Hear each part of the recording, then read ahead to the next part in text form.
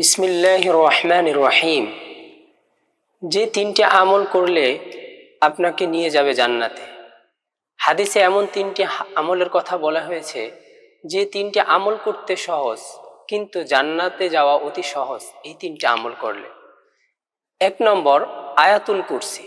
নাসাই শরীফের 881 নং হাদিসে উল্লেখ করা হয়েছে, যে ব্যক্তি প্রত্যেক ফরজ সালাতের পরে আয়াতুল কুরসি পাঠ করবে, মৃত্যু ছাড়া জান্নাতে যেতে তার কোনো বাধা নেই।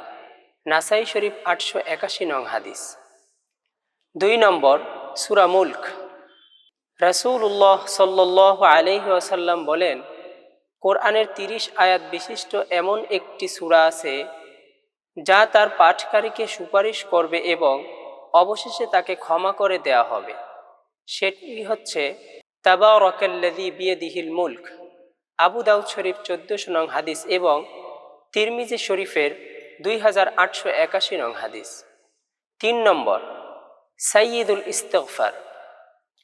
রাসূলুল্লাহ সাল্লাল্লাহু আলাইহি ওয়াসাল্লাম বলেন, কোনো ব্যক্তি দৃঢ় বিশ্বাসের সাথে সাইয়্যিদুল ইস্তিগফার পাঠ করলে, রাতে মারা গেলে কিংবা রাতে পাঠ করলে দিনে মারা গেলে সে জান্নাতি হবে। বুখারী শরীফের 6306 নং হাদিস এবং আবু দাউদ শরীফের 5041 নং হাদিস। সাইয়্যিদুল ইস্তিগফার উচ্চারণ: আল্লাহুম্মা আনতা রাব্বি লা ইলাহা ইল্লা আনতা খালাকতানি ওয়া আনা আবদুকা ওয়া আনা আলা আহদিকা ওয়া ওয়া'দিকা মাসতাতা'তু আউযু বিকা মিন শাররি মা সানা'তু আবুউ লাকা বিনি'মাতিকা আলাইয়া ওয়া আবুউ বিযামবি ফাগফির লি ফাইন্নাহু লা ইয়াগফিরুয যুনুবা ইল্লা আনত।